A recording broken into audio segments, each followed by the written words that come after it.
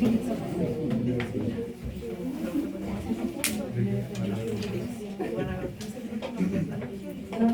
pues, sí, bueno,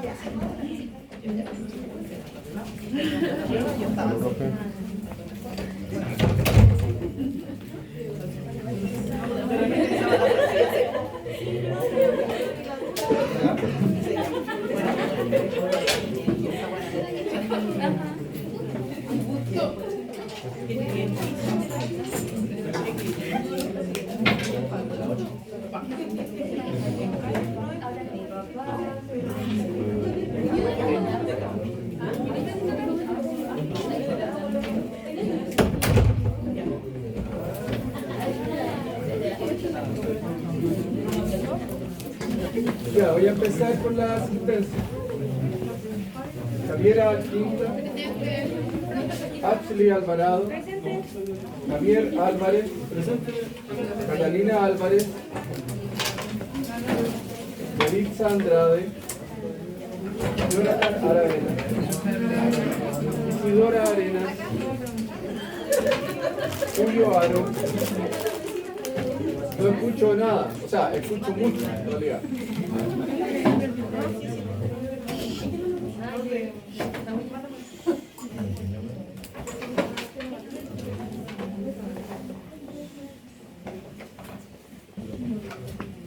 Cristina Baeza, Joaquín Barría, Mariana Barrientos, Sharon Ball, Francisca Bolomey, Bárbara Cáceres, Katie Carrasco, Martina Col, Camilo Díaz, Francisca Díaz, Antonia Díaz, Renata Duarte, Mariana Espinosa, Martín Fernández, Catalina Figueira, Vania Flores, Angelina Garrido, Catalina Godoy, Cristal Gómez, Javiera González, Catherine González, Javiera Guzmán, Carla Guzmán, Justín Jaque, presente. Bruno Koch, Magdalena Leiva, Constanza Luarte, Antonia Luengo, Vicente Lin, Cristóbal López, Natalia Madrid, Taira Mancilla, Helen Martínez, Jessica Medina, Dairis Merino, Margarita Monsalve, Paula Mont, Lilian Moreno, Consuelo Musón, Martina Muñoz, Benjamín Muñoz, Samuel Méndez, Juan Navarrete, Graciela Navarro, Diego Norambuena, Benjamín Ortega, Sofía Boyarzún, Eileen Plasencio, Amaro Contigo, Benjamín Ríos, Cintia Riquelme, Chanik Rivadeneira, Francisca Rojas, Sofía Rubilar, Constanza Ríos, Yasmín Saavedra, Guillermo Sáez, Daniela Sepúlveda, Natalia Sepúlveda, Luis Solís,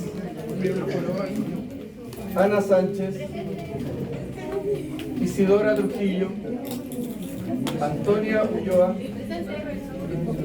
Carla Ureta, Rubén Ursúa, Javiera Vega, Tía Vega, Karina Venegas, Mariana Vidal, Carla Villanueva, ¿Quién llegó después?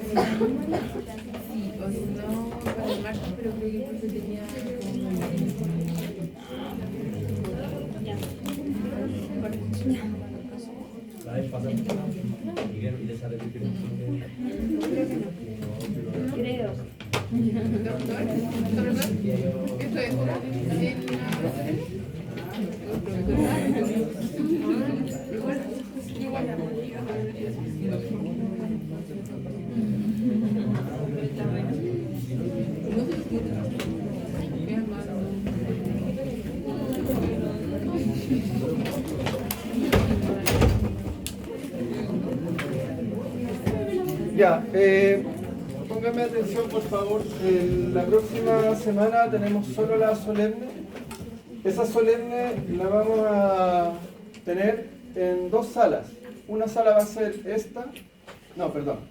Una sala va a ser la E300. La de siempre, digamos. La de los días miércoles. La E302. Y la otra sala va a ser la A01, allá al frente del edificio donde está el preclínico. Ese es el A. Yo les voy a mandar un mensaje por la plataforma indicando la distribución, quiénes van a la 302 y quiénes van a la A01. La tabla de especificaciones ya está publicada. Son 8 clases, de la 1 a la 8. Esta no. ¿Ya? Ya. Esta es la siguiente unidad. Empezamos la siguiente unidad, que tiene que ver con fenómenos vasculares. Y en esta primera clase vamos a ver algunas cosas que ya hemos discutido en inflamación. Por lo tanto, algunas de estas cosas debiesen ser ya sabidas o al menos conocidas por ustedes. Edema, hiperemia y congestión. Vamos a definir estos conceptos, vamos a ver las causas del edema, las características y la morfología de distintos tipos de edemas, y luego vamos a ver lo mismo para hiperemia y para congestión. La hemostasia vascular, la normalidad. Este es un esquema bastante simplificado de cuál es la situación de equilibrio en los vasos. Y cuando digo los vasos, no estoy diciendo los vasos sanguíneos, sino que estoy diciendo los vasos. ¿Por qué? Porque aquí aparece dibujado un vaso sanguíneo y aquí aparece dibujada una red de vasos linfáticos. Y yo les había hablado en términos generales y simples que cuando había inflamación salía líquido del vaso y una de las maneras de remover ese líquido era a través de la circulación linfática. ¿Ya? Porque el flujo como va de aquí al tejido, luego a los vasos linfáticos y luego se colecta. ¿Ya? Les había mencionado también que cuando hay integridad de las paredes, en una situación de permeabilidad normal, que normalmente la permeabilidad es baja, lo que regula los flujos son las presiones. Y les mencioné que hay una presión que es la presión hidrostática que ejerce la sangre contra la pared de los vasos, esta que está acá, que hay una presión coloidosmótica ejercida por el líquido de los tejidos del intersticio hacia el vaso sanguíneo. Y veíamos que, por ejemplo, lo estuvimos viendo hace poco, que había flujo dependiendo de esos cambios de presiones. Pero también nosotros podemos pensar en que este equilibrio de presiones nosotros lo podemos extrapolar a lo que ocurre en la circulación linfática. Si tenemos un edema. Si tenemos un acúmulo de líquido en el intersticio, ese líquido va a ejercer presión. Y esa presión va a facilitar que ese líquido ingrese a la red de vasos linfáticos y luego vaya hacia sistemas de colectores más grandes, pero también pasa por tejidos específicos que son los nódulos linfáticos. Y eso explica por qué en algunas patologías inflamatorias, dentro de los signos clínicos, ustedes pueden detectar aumento de volumen de nódulos linfáticos. ¿Ya?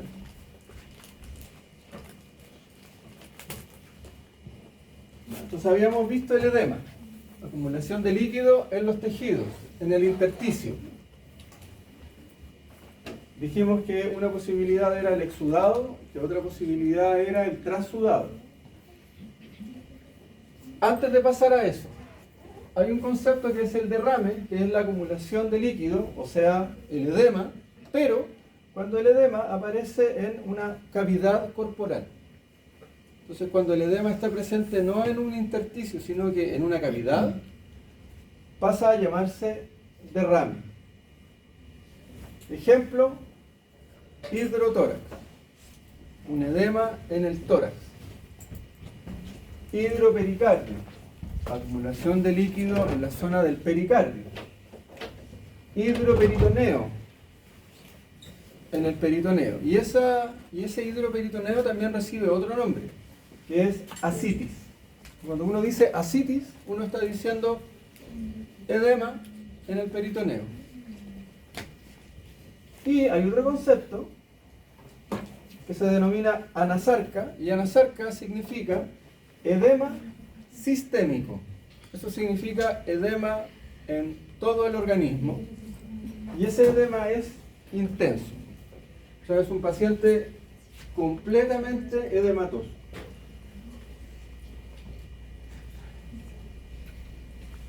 Estos conceptos ya se los saben. Pero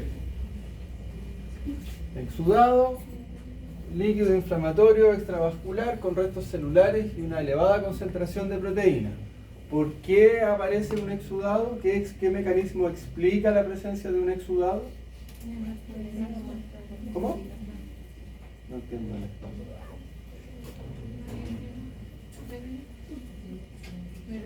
No. ¿Qué mecanismo explica la presencia de un exudado?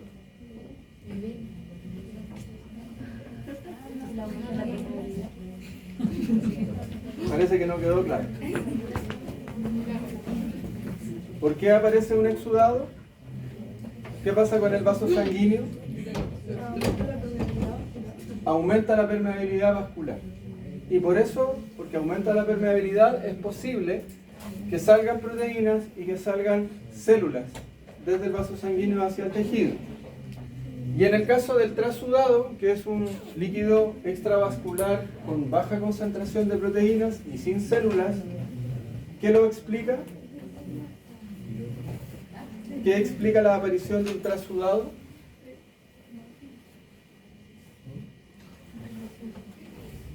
¿Están aquí o no están hoy? El equilibrio de las presiones. Es viernes para todos nosotros. Ya. Acá tenemos distintas causas de edema. En el PDF que yo les subo lo pueden revisar, porque no sé si se alcanza a leer acá. Las causas de edema son variables. Por ejemplo, aumento de la presión hidrostática. Aumenta la presión desde el contenido del vaso sanguíneo hacia la pared. Ejemplos: insuficiencia cardíaca. El corazón no es capaz de bombear toda su sangre y el retorno venoso se hace lento. Y al aumentar el retorno venoso se acumula sangre en la red circulatoria. Esa acumulación de sangre genera aumento en la presión contra las paredes. Entonces, para imaginarse esto, voy a hacer un dibujo que es completamente incorrecto, pero sirve para entender. Ese es el corazón.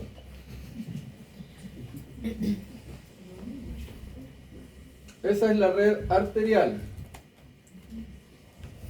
Esto es tejido, corazón. Y esto es retorno venoso. Y hay un flujo permanente. Entonces, cuando hay una insuficiencia cardíaca, ejemplo de insuficiencia cardíaca, cuando les hablé de la hipertrofia del corazón, la hipertrofia del corazón hace que el corazón se haga más grande, pero disminuye el volumen interno, disminuyen las cavidades cardíacas, por lo tanto puede cargar menos sangre. Eso genera una insuficiencia cardíaca. Por lo tanto, la sangre, no toda la sangre logra entrar al corazón para ser bombeada y se empieza a producir un taco acá, una congestión. El retorno venoso se ve dificultado. Entonces, el problema que está aquí genera para atrás congestión. Y en este punto de acá, esa congestión se traduce en presión, el aumento de la presión hidrostática, que es lo que aparece ahí. ¿Ya? Otras cosas relacionadas, ascitis, yo se los mencioné, trombosis, que también es una alteración del retorno venoso por una obstrucción en alguna parte del retorno venoso. ¿Ya? O bien, problemas a nivel de arterias, como dilatación de arterias o aumento de la presión arterial, aumento de la presión hidrostática. Segundo grupo de causas, reducción de la presión coloidosmótica, porque es un equilibrio, aumenta uno o bien disminuye el otro. ¿En qué momento disminuye la presión coloidosmótica? Cuando hay patología renal, cuando hay cirrosis hepática, cuando hay desnutrición, cuando hay patología gastrointestinal. Y todos esos tienen como denominador común una disminución en la cantidad de proteínas. Entonces, al disminuir la cantidad de proteínas en los tejidos, disminuye la presión coloidosmótica. ¿Por qué disminuyen las proteínas en la cirrosis hepática? Porque el hígado fabrica proteínas. Ya vimos en la clase anterior que cuando hay cirrosis, el tejido hepático se reemplaza por una cicatriz, por un tejido conjuntivo fibroso. Por lo tanto, se pierde o disminuye esa función de síntesis proteica. En ambos casos, estamos hablando de trasudado, porque lo que explica la aparición de ese edema es sencillamente un cambio en las presiones. Otra causa, obstrucción del retorno linfático. El retorno linfático que les mostré se ve dificultado, que puede ser por inflamación, la misma inflamación comprime los vasos linfáticos, la presencia de neoplasias que comprimen los vasos linfáticos, la escisión quirúrgica de vasos linfáticos y también la muerte celular de células de los vasos linfáticos posteriores a un fenómeno de radiación. Y lo otro es la retención de sodio. ¿En qué alimento está clásicamente identificada la presencia de sodio? En la sal común, ¿cierto? Si hay una alta ingesta de sodio o si hay una disminución en la función del riñón que tiene que ver con la eliminación del sodio, se retiene sodio y el sodio arrastra agua. Entonces aumenta el volumen sanguíneo. Y al aumentar el volumen sanguíneo, aumenta la presión hidrostática. Entonces, si tenemos una manguera, ya esa manguera no cambia de tamaño, pero le metemos más agua a esa manguera, va a tener más presión. En estos dos casos, obstrucción linfática y retención de sodio, también estamos hablando de transudado. Y solo tenemos edema por exudado cuando hay fenómenos inflamatorios.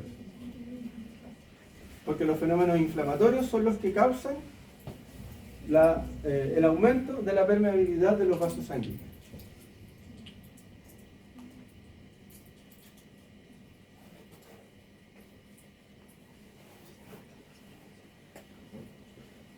¿Cómo se observa el edema? El edema tisular, porque yo les hablé de edema celular en clases anteriores. Por ejemplo, lesión celular reversible. Ahí aparecía edema celular. En este caso estamos hablando de edema tisular. El edema tisular en la histología es difícil de detectar, ¿ya? Es difícil de ver. Se tiende a ver separación de los componentes de la matriz extracelular. O sea, si uno compara una matriz normal y una matriz edematosa, uno va a ver una matriz un poquito más separada. Pero es mucho más fácil observar un edema en un nivel macroscópico, o sea, con nuestros sentidos. Y puede estar presente, como les decía, en tejidos y puede estar presente en cavidades. Entonces vamos a ver algunos de ellos. El edema subcutáneo. ¿Dónde está localizado el edema subcutáneo? Bajo la piel. ¿Ya? Puede ser difuso, lo que lo hace más difícil de detectar, o puede ser localizado en regiones donde la presión hidrostática es elevada. O sea, transudado. ¿Ya? Muchas veces la distribución de este edema subcutáneo se ve influida por la gravedad. Entonces ahí se habla del edema ortostático. Esta salida de líquido hacia los tejidos se mueve siguiendo la fuerza de gravedad. Cuando estamos en presencia de un edema subcutáneo, si uno presiona con el dedo, se desplaza el líquido y queda una depresión. Y como cuando ustedes le ponen un dedo a la almohada, sacan el dedo y queda una depresión. Eso se llama edema con fobia. La fobia vendría siendo la depresión que queda luego de retirar el dedo. Y la presencia de un edema permanente tiene el problema de que es un retraso a la eliminación de infecciones y a la reparación de los tejidos.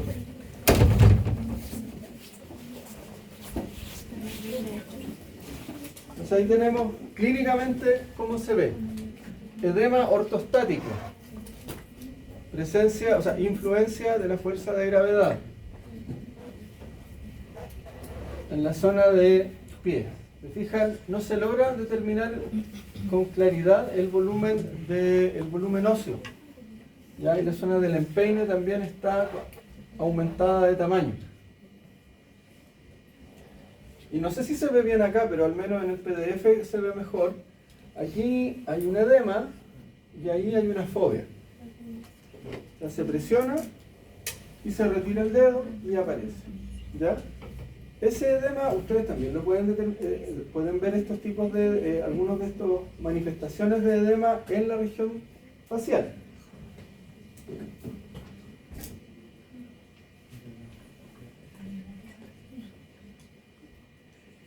Hay otro tipo de edema clásico descrito, que es el edema que tiene que ver con la disfunción renal. Ya les había mostrado que patología renal genera edemas. Y esos edemas no solo aparecen en el intersticio del riñón, sino que también aparecen en otros lugares del cuerpo. ¿Ya? Es difuso, es sistémico, tiende a ser más intenso. ¿Ya? Y se hace más evidente en tejidos donde hay matriz extracelular laxa. Porque si la matriz extracelular es más firme, hay edema pero se nota menos por la firmeza del tejido. Pero en estos tejidos que son más laxos, que tienen tejido conjuntivo laxo, se hace más notorio. Como por ejemplo, el edema periorbitario. porque ahí hay tejido conjuntivo de tipo laxo. ¿Ya? Por eso se inflama tanto esta zona en las personas que reciben golpes en esta región.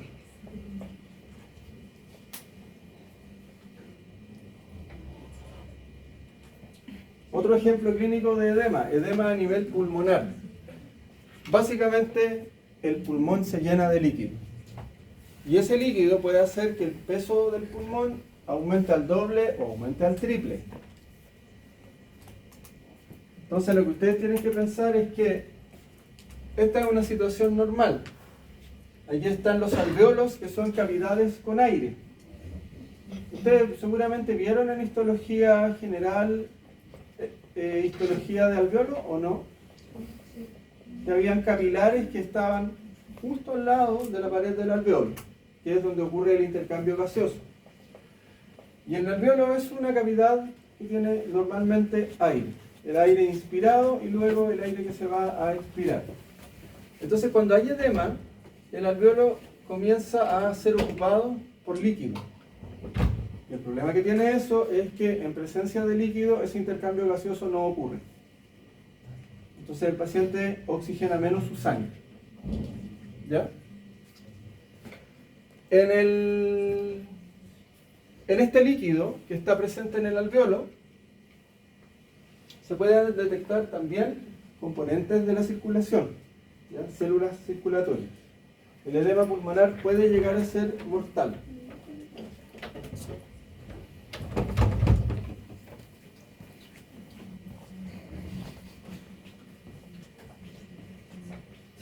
También podemos tener edema en otro órgano como en el cerebro, ¿ya? Generalmente aparece como el ejemplo clásico del edema cerebral, es el que aparece con posterioridad a un trauma. Y en sí el edema no es distinto al edema que aparece en otros lugares del cuerpo. El problema está en que en el encéfalo está protegido por la bóveda craneana, que no tiene la capacidad de distenderse. Entonces la acumulación de líquido en el encéfalo puede llegar a generar por presión una isquemia. Y esa isquemia puede lesionar y puede, digamos, el tejido cerebral y eventualmente puede provocarle la muerte al individuo. ¿Ya? Mientras más extensa sea el área del edema, más riesgoso es. ¿Ya? Por eso, en algunas situaciones, los pacientes que han tenido traumas severos a nivel del cráneo, se les interviene abriendo la bóveda craneal para que esa presión pueda aliviarse y de ese modo proteger el tejido nervioso. Otra alternativa que se ha utilizado es someter a estos pacientes a frío intenso. ¿Por qué? Porque eso genera vasoconstricción y limita la salida de líquido también. Y como les decía, en el caso de cavidades se habla de derrame. En la cavidad pleural, hidrotórax. En el pericardio, hidropericardio. En el peritoneo, hidroperitoneo o ascitis. ¿Ya? Y son característicos de una diversidad de situaciones clínicas.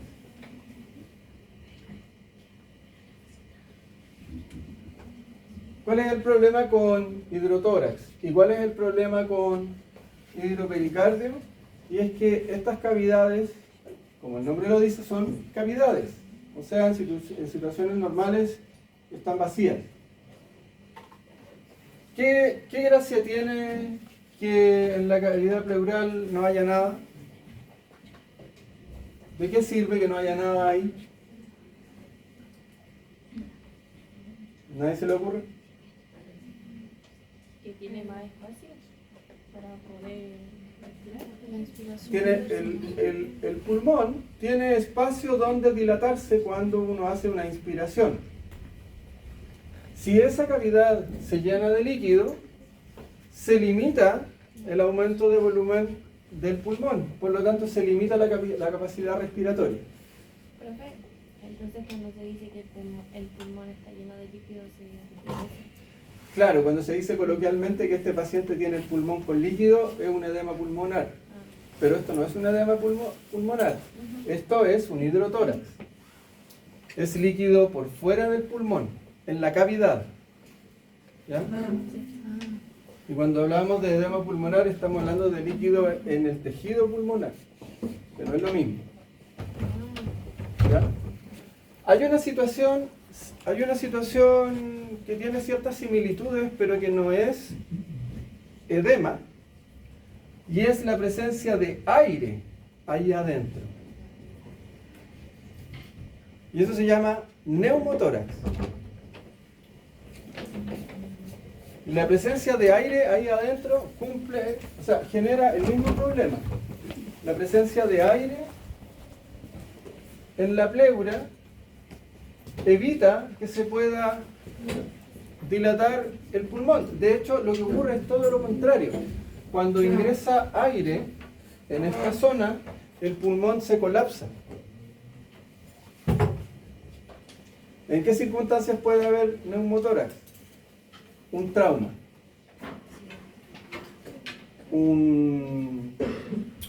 Un accidente automovilístico, un ataque con arma blanca que perfora esta zona y genera una vía directa desde el exterior hacia la pleura, y el aire entra en la pleura y el pulmón se colapsa. Ese pulmón ya no puede seguir respirando, necesita ese vacío para poder seguir respirando. Y existe también una circunstancia bien curiosa, que es el neumotórax espontáneo, que como el nombre lo dice, ocurre espontáneamente. Por suerte, es poco frecuente, y es aún más poco frecuente que eso sea bilateral. Si es bilateral, eventualmente el paciente se va a morir. Pero cuando ocurre, que a veces ocurre unilateralmente. Entonces el paciente, hasta su momento de atención, mantiene la posibilidad de seguir respirando con el otro pulmón. Pero eso, como les digo, no es edema, ¿ya? Y en el caso del hidropericardio ocurre algo similar, ¿ya? El pericardio está por fuera del corazón y es una cavidad que posibilita que el corazón se dilate y se comprima, ¿ya? Tiene ese espacio. Entonces, si se acumula líquido acá, va a tener el mismo inconveniente, ¿ya? Dificultad en la dilatación, eso significa dificultad en el llenado cardíaco.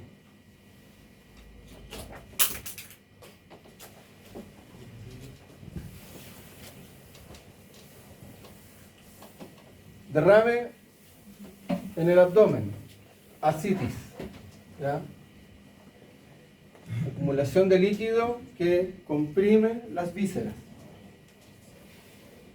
Y esto también se puede apreciar clínicamente.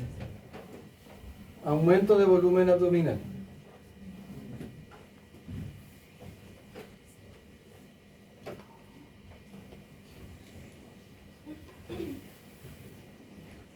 Generalmente los derrames trasudados son transparentes o de un color amarillo pálido, excepto los peritoneales, que son causados por bloqueo linfático, que puede tener un aspecto más blanquecino. ¿Por qué? Porque tiene una gran cantidad de lípidos. Pero cuando los derrames son por exudado, que tienen contenido sanguíneo, se vuelven turbios. Entonces esa es una diferencia en el aspecto.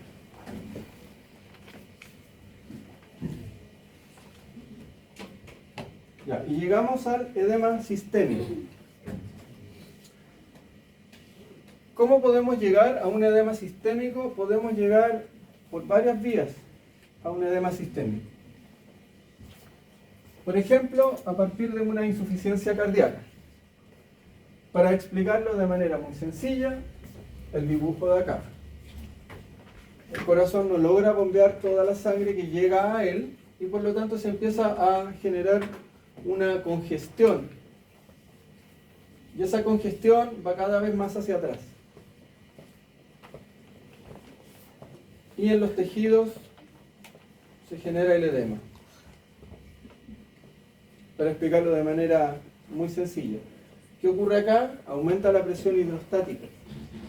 ¿Por qué? Porque hay una acumulación de sangre que no logra ser sacada por el corazón del sistema venoso. También podemos llegar a edema sistémico por problemas de desnutrición, de pérdida de función renal y por pérdida de función hepática. Disminuye la presencia de proteínas en el plasma. Por consecuencia, disminuye también la presencia de proteínas en los tejidos. ¿Qué ocurre ahí? La presión coloidosmótica disminuye. Entonces, en este caso estamos hablando de que la presión hidrostática aumenta, en este caso estamos hablando de que la presión coloidosmótica disminuye. El resultado neto es el mismo. El paciente experimenta la salida de líquido desde los vasos sanguíneos hacia los tejidos y hacia las cavidades.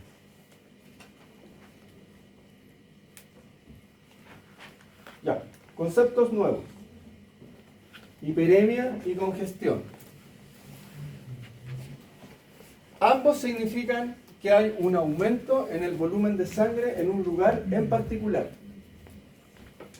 Si yo tengo un vaso sanguíneo acá,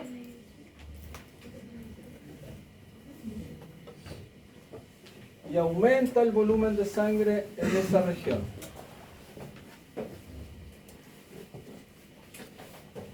El aumento del volumen de sangre en un lugar puede ocurrir por dos causas.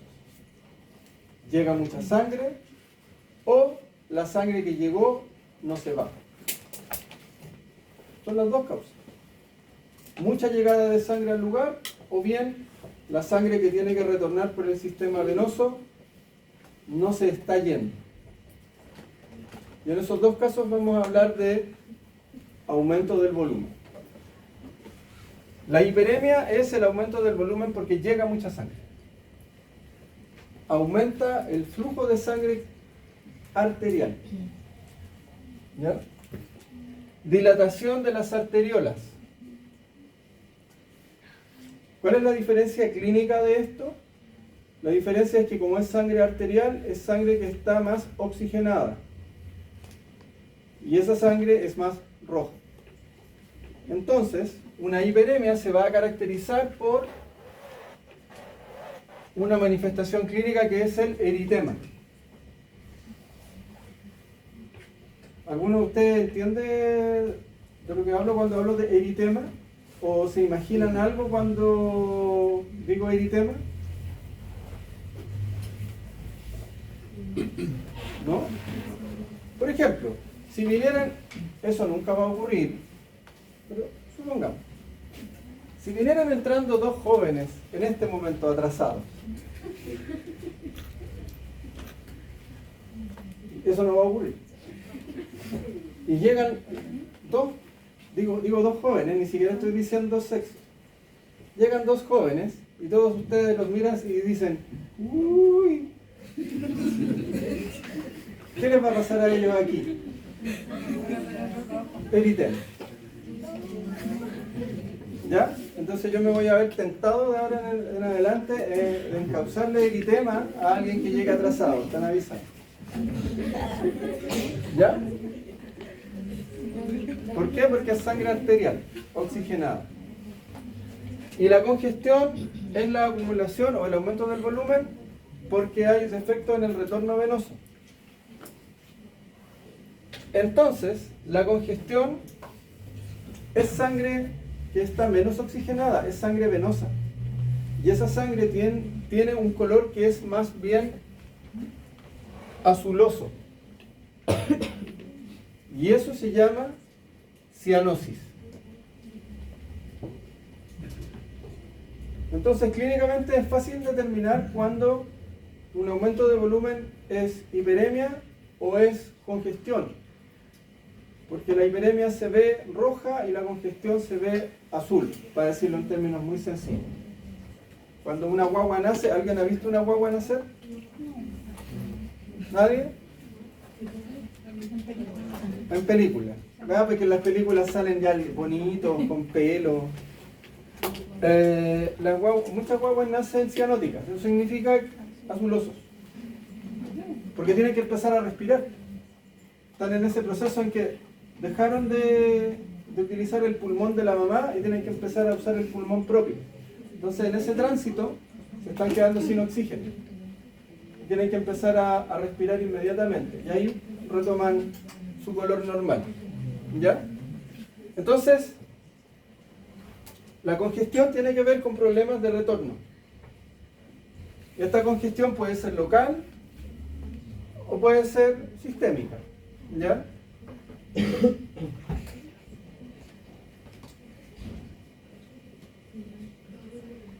Y ahí está. Entonces esto es lo normal. Arteriola, red de capilares, intercambio gaseoso, vénula y luego venas. Hiperemia. Aquí hay aumento del flujo, vasodilatación. Se fijan que acá se dibuja que la red de capilar se ve más dilatada. Aquí se ve estrecha, aquí se ve dilatada. Llegó el momento.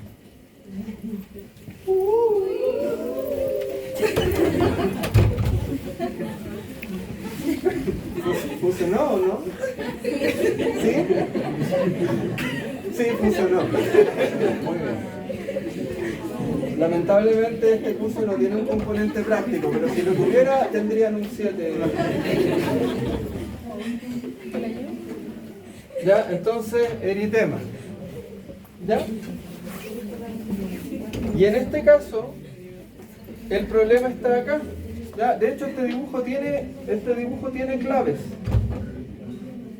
Fíjense el tamaño de la flecha aquí, fíjense el tamaño de la flecha acá, fíjense el tamaño de la flecha acá y fíjense el tamaño de la flecha acá.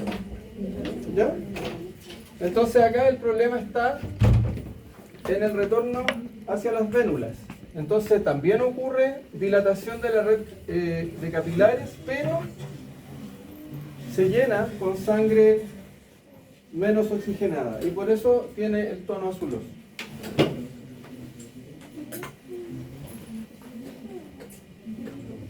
Ya. ¿Cómo se ve esto? Cuando la congestión es aguda, los vasos están distendidos y los órganos se ven hiperémicos. ¿Ya? Y esto se suele asociar a edema en el intersticio. Y cuando es crónico, se pueden generar hemorragias.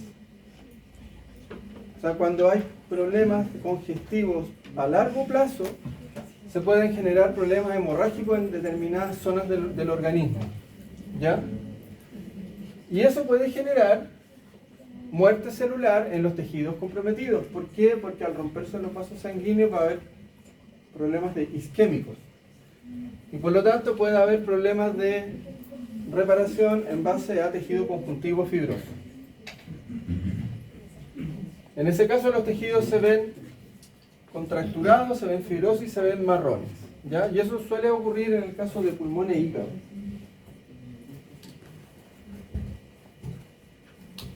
Ahí. ¿Qué estamos viendo acá? Estamos viendo el proceso congestivo a nivel pulmonar. Estos son macrófagos que se cargan de hemosiderina que está presente en la sangre. Y por eso es que el tejido se ve marrón. ¿Ya?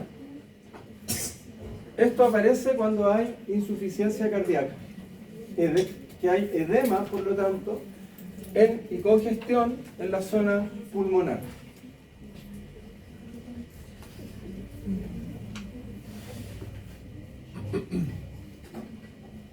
En el hígado se dilatan estos sinusoides, se fijan que hay unas zonas rojizas que se ven, o múltiples zonas rojizas se ven dilatadas, ¿ya?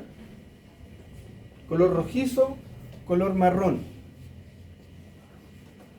Y en este caso se empieza a perder la función. ¿Ya? ¿Por qué? Porque ocurre cicatrización en base a tejido conjuntivo fibroso.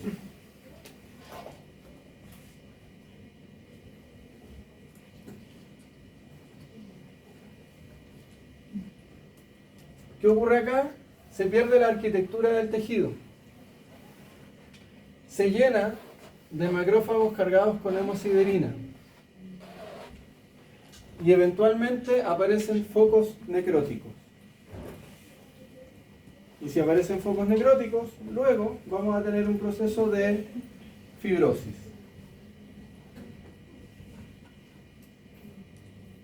Eso es. Ya. ¿Dudas? ¿No? Ya. Entonces estamos claros con lo de la próxima semana. Yo les mando mensaje con lo de la distribución en las salas. Ya. Eso es todo.